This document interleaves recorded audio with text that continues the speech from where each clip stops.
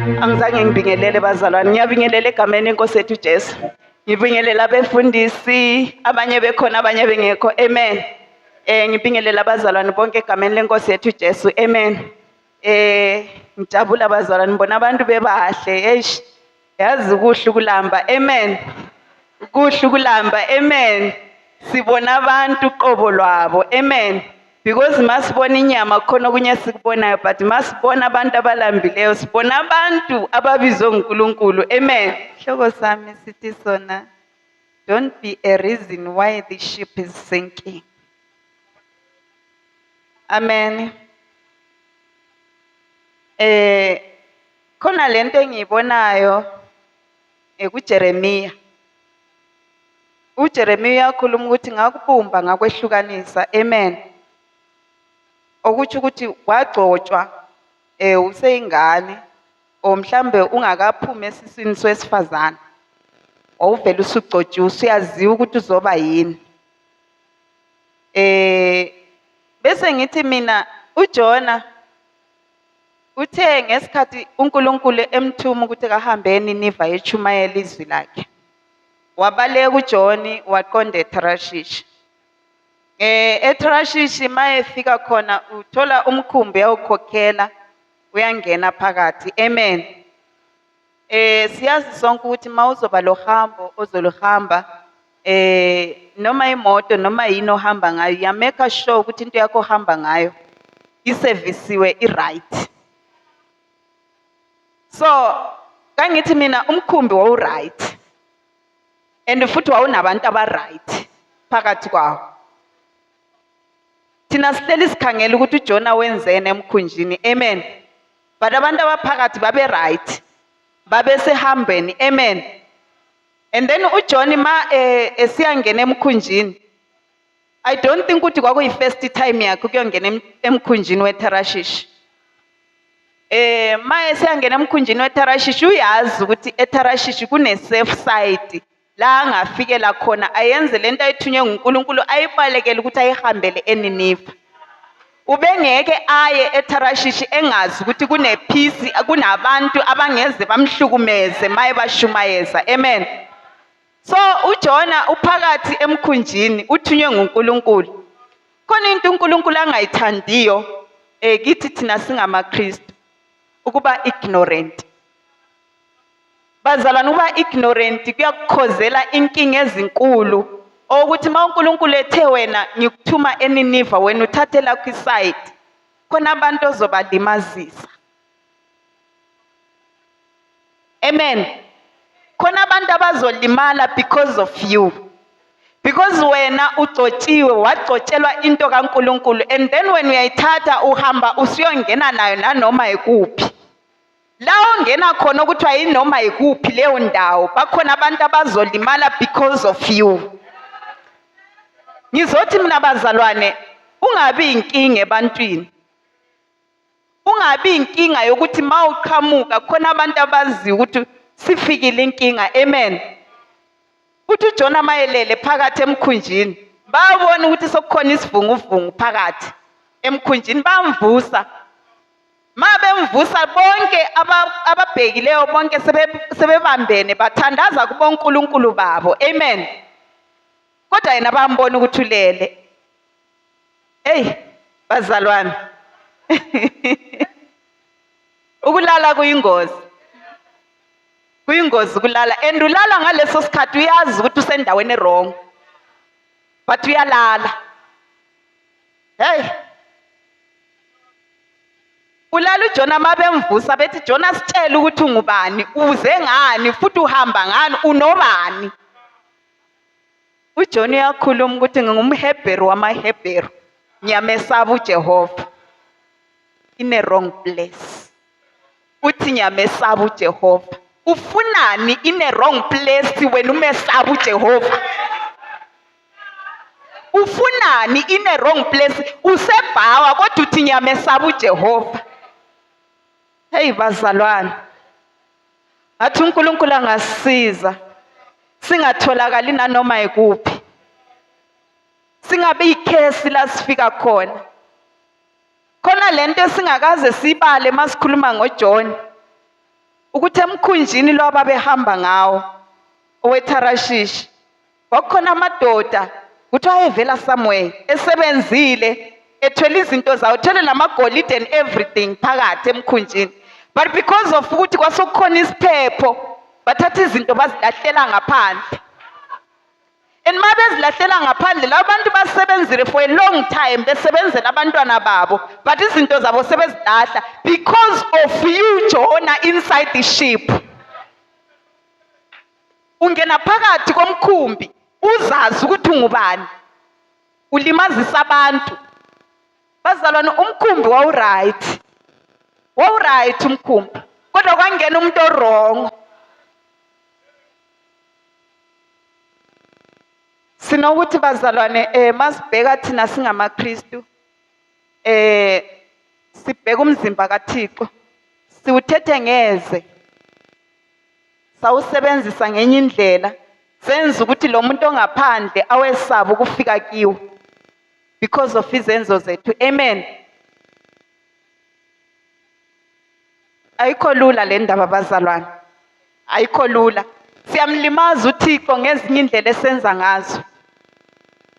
Uthola ukuthi wena uyatholakala ngaphandle mawungasekho enkonzweni, usuzenza enye impilo, usuphile enye impilo engasiyo esifuna ukuthi uyiphile, engayisiyo futhi esiyibonayo iphila phakathi lapha ebandleni. Leyo mpilo oyiphila ngaphandle ubalekisa abantu abafuna ukungena emkhunjini ngoba bazwile ukuthi lo mkhumbi uyawisela, lo mkhumbi unesiphepho. Namhlanje umkhumbi wethu esihamba ngawo unesiphepho because of umuntu oyi-one. Umuntu ongena emkhunjini erongo wawungcolisa, wanikeza igama elirongo. Namhlanje uyasinka. Noma singafakaza ngoNkulunkulu ngaphandle, sifakaze noma useteksini noma usemsebenzini, ayisazwakala, ayisela sense lento because of indlela esiyiphatha ngayo thina ngokwethu. Bazalwane, masingabi ignorant ma uNkulunkulu esibizile. Uthi mayekwehlukanisa, ukwehlukanisela icebo lakhe. And mayekwehlukanisela icebo lakhe, ungabi denial ecebeni likaNkulunkulu. Ungabi ignorant ecebeni likaNkulunkulu. Ngoba isikhathi esiningi sithi singabazalwane sifune ukuphila impilo yabanye abantu. Kanti sonke sibuyile one by one, une-purpose yakho oyizele. Khona into oyibizelwe, awuhambi njengabantu bonke. Sifikile ebandleni, ngingafika mina namhlanje mhla ka-27, nawe ufike mhla ka-27, but ukusindiswa kwethu akusoze kufane. Ukuhamba kwethu akusoze kufane. Ukukhuluma kwethu akusoze kufane. Indlela esiphakama ngayo ebonisa amandla kaNkulunkulu ayisoze ifane. It's gonna be different because asibizelwanga into efanayo, sibizela into ehlukile. So bazalwane, ngizothi mina isikhathi esiningi manga uthunywe nguNkulunkulu uphikisana nentando yakhe, uyakuthatha kufake phakathi kwestorm so that you can understand ukuthi ungubani. Bafaka uJona kustorm baze bamjikele phakathi emanzini. Mabemjikele emanzini uginywa inhlanzi. Angazi ukuthi zingaki inhlanzi ezikuginyile by this time. Ezinye awukwazi lokuthi uzitsho ukuthi inhlanzi le enginyile is because of ngibe ignorant uNkulunkulu entshela ngasemva. Uyaqhubeka uhamba ukhala uthi uNkulunkulu kangizwa, kanti nguwoqalileyo ukuba ignorant, wangamlaleli. Nguye okudalileyo but wena uya ignorant. Bazalwane, masingabi ignorant. Asimkhonzeni uNkulunkulu ngenhliziyo yethu, simkhonzeni ngakho konke sikukwanisayo. Ngoba mangabe usiza kuNkulunkulu khona isigaba akufikisa kiso, mawufika akwenzela izinto ezinhle, usasemutsha, usafika kube kuhle, kube mnandi, kube njani. But there is a time where he introduces himself to you. Ma eku-introduce ukuthi yena ungubani, khona izinto azenzayo. Akwenzeki wena ukuthi uhamba noNkulunkulu eseku-introduce ukuthi ungubani, uqhubeke uhambe emkhumbini wobufebe, uqhubeke uhambe emkhumbini wokuthakatha, uqhubeke uhambe emkhumbini wokugqoka izigcebhezana, uqhubeke uhambe emkhumbini orongo oyenza ukuthi noma uNkulunkulu bembheka bangamboni because of i-image yakho iyaphikisana nento uNkulunkulu ayibeke kuwe. Bazalwane, singabantu siyamthanda uNkulunkulu but asisakwazi ukusawunda ezamaKristu. Asisakwazi ukusawunda njengalokho athe yena maye sithi ngilehlukanisile. He set you apart for a reason. Kodwa namhlanje sihamba ngendlela esifuna ngayo. Isinomi kanjani? Akulamuntu ongibonayo ngisendlini yami bazongithini? Usakipita. Jesus. Hallelujah. Sahamba isinomi kanjani?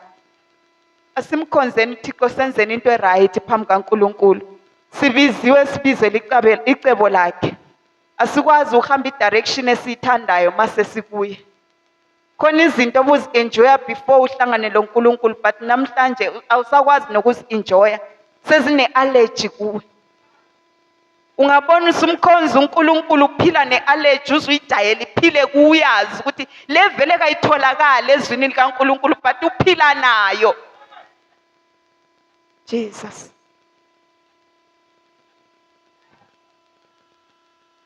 Hey bazalwane. Uphila ne-allergy yesono. Uphile nesono uvuke every day uwaste imali yakho ukuthi uzomdumisa uNkulunkulu but usahamba ngendlela uNkulunkulu angayifuni ukuthi uhambe ngayo. This time ku-generation esikuyo bazalwane akuyona i-generation eyokuthi siyancengana singakhuli enkosini. We need to grow up. Akula muntu ozaqhubeka akutshintshe iphampa every day. Angazi bazalwane, sometimes ngakhuluma ngathi ngikhulumela eceleni but asikwazi ukuthi sitshintshane amaphampa every day. We need to grow. We need to grow bazalwane.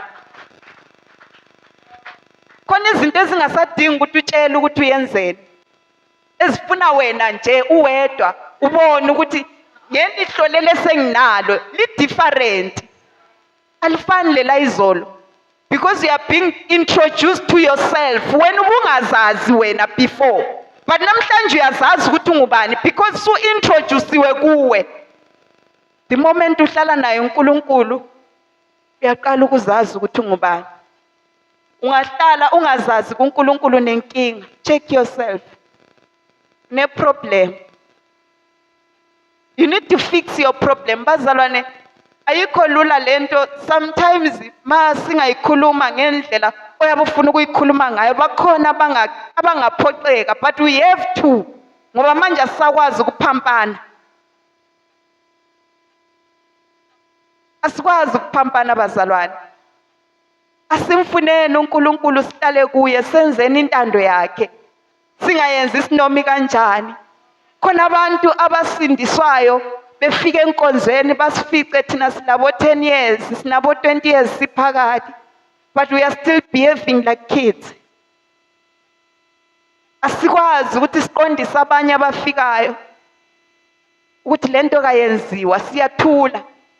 Masiqeda lapho siyabuthana ekoneni siyakhuluma ngabo. Asikwazi nokubathandazela. Asikwazi nokubafundisa. Hey bazalwane. uNkulunkulu asisize senze icebo lakhe liphelele ngoba singabantu becebo lakhe. Asikwazi ukuphila isinomi kanjani thina sisecebeni lakhe. Ithi yona incwadi kuRomans 8. Akusekho ukulahlwa kulo othola uJesu. Hey, uma usuthola uJesu awusenakho ukulahlwa. But uqhubeka kanjani usenza izinto zabantu abalahliweyo wena usutholiwe uNkulunkulu? Uqhubeka kanjani uphile ngendlela yakho ofuna ngayo wena usumtholile uNkulunkulu? UNkulunkulu okutshintshayo. Ivangeli namhlanje bazalwa likhulunywa ngenye indlela. Alifani noma ungangena kuma altars uchiyene indlela abantu abalikhuluma ngayo. elinye liyambambatha, elinye lithi sithole igrace. Of course sitholile igrace, but let us not misuse it. Singayimisuse igrace kaNkulunkulu. Sigqoke noma kanjani, sidla noma kanjani, wena usindisiwe kodwa usanayo i-appetite yento zemuva, usenayo i-appetite yemaphathini, usenayo i-appetite yama-lipstick, usenayo i-appetite yezinto nje ezingcolileyo. Manje sokwehlukanisa kanjani ukuthi usuke uKristu wena ulokhu usagqoka into zezolo? Ngoba yonke indawo ile dress code yakhona.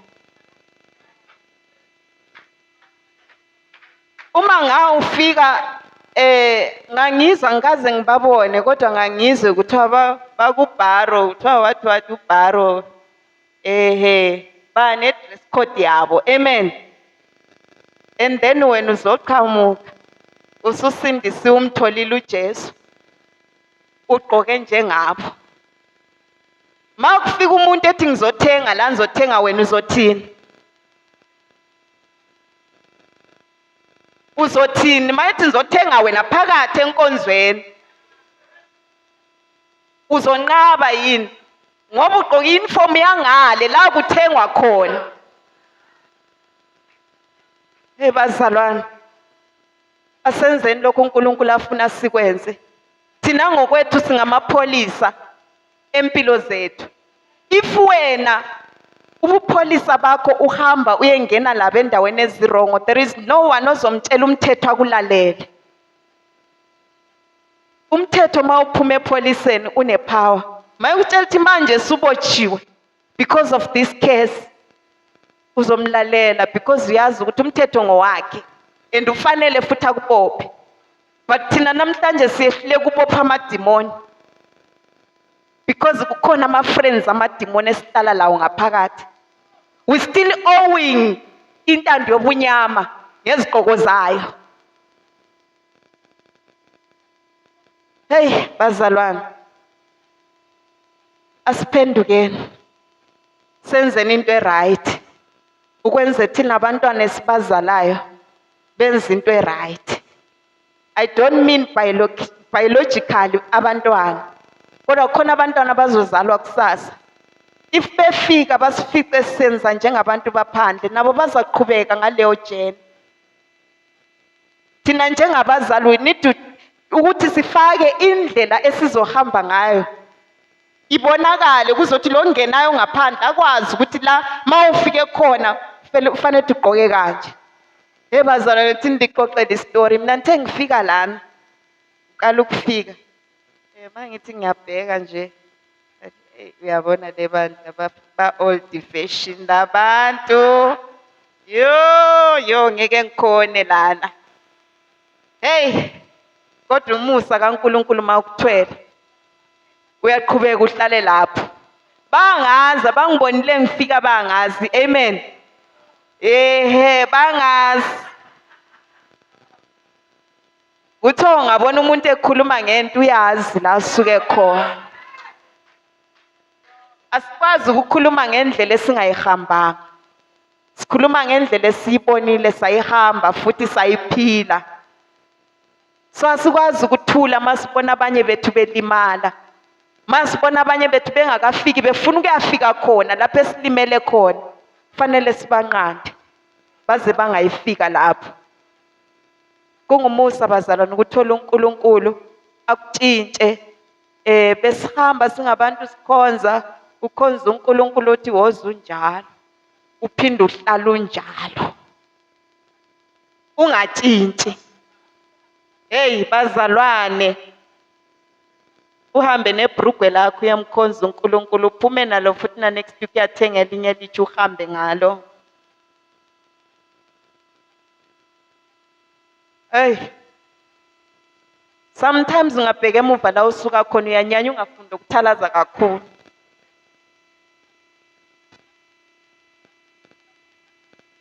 So kuyakhanya mfundisi, kuyakhanya. uNkulunkulu abe nani bazalwane, ngiyabonga.